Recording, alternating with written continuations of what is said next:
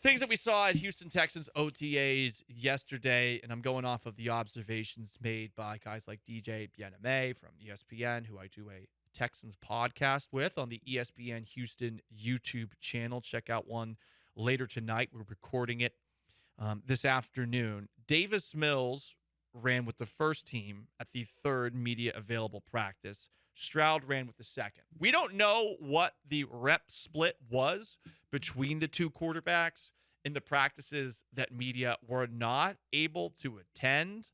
And we also have noticed that DeMeco Ryans, head coach of the Houston Texans, has avoided singling Stroud out.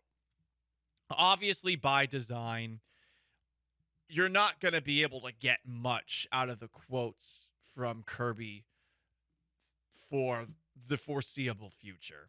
It does feel like Caserio and DeMeco Ryans are in lockstep about treating Houston media and vicariously the fans. That's what an outraged reporter would say. Like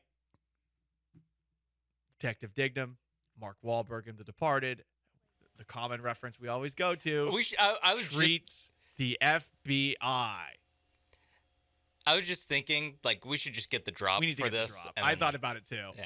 But like, I saw this reference coming like 2 sentences before it happened. I was like, he's going to bring up the scene from The Departed. We just I can't play it because there's a bleep in the middle of it. That's true. That's true. We can get it by the end of the show. That could be the outro that we play. Feed him bleep and keep him in the dark.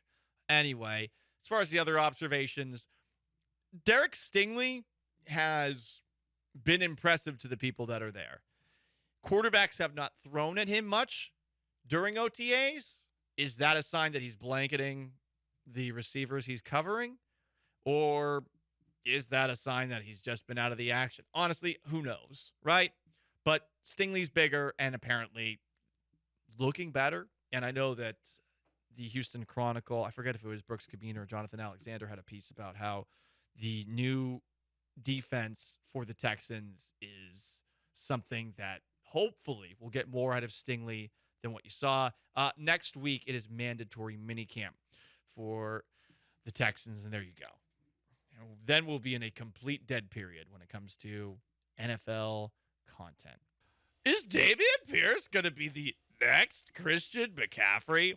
Dameon Pierce, the Texans' stud second-year running back, had this to say about how the work in the passing game is going for the running backs.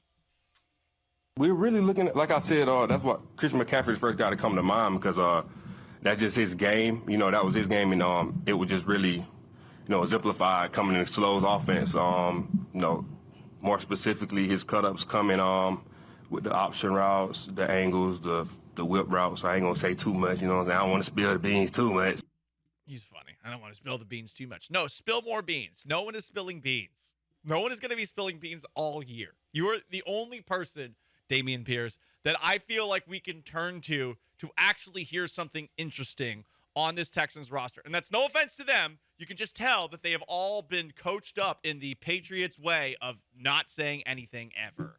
I also like the idea that, like, the beans is like angle routes and option routes from the running back. Like other coaches are going to hear this clip and be like, oh, that's what Christian McCaffrey's been doing. He's running a Texas route. Oh, okay. I like the idea of using Pierce in the passing game.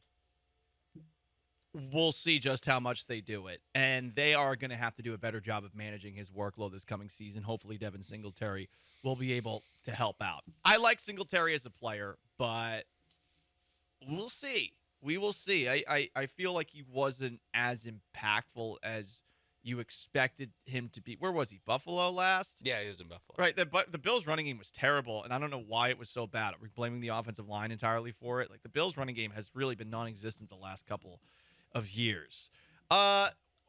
We talk about dysfunctional organizations a lot on this show because the Texans have been one of them for a very long time. But I always enjoy hearing stories from other organizations about how dysfunctional they are because it makes me feel better about the Texans.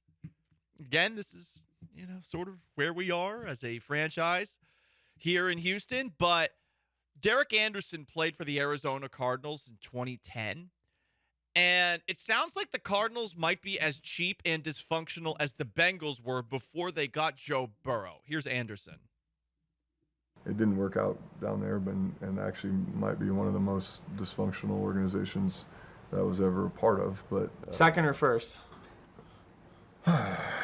It's a hard. You can just say the Browns the most. No, it's okay. because there was Browns never made me pay for water or Gatorade. What? They didn't never charge me for sweatsuits.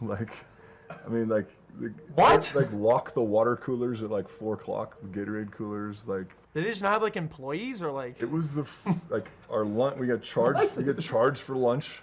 Like lunch was like on a buffet line from some guy's truck from the parking lot. Like it was a weird operation and not my favorite situation. It's nice to know that the Texans, despite a lot of attempts, have not taken the title belt as the most dysfunctional organization in the NFL. The Cardinals were doing this in 2010. This was not that long after that Super Bowl appearance that they had against the Pittsburgh Steelers. And they are as messy as it gets over the last couple of years. I mean, drafting quarterbacks in the top 10 back-to-back years, the latter of which is a video game addict. You hire Jonathan Gannon, the most uninspiring hire, I think, of the offseason based off of press conferences. Again, we're basing it off of press conferences. That place is a mess. The general manager was like suspended from the team for a DUI. The owner is in a back and forth with another ex-executive over like harassment claims and other things. Yes, it's bad here. It's bad other places too. So whenever anyone says the Texans are the most inept organization in the NFL, you should say, not so fast, my friends, like your Lee Corso, and then just say the Cardinals. Yeah. Because that's really all you got, but you could point at the Cardinals. Yeah.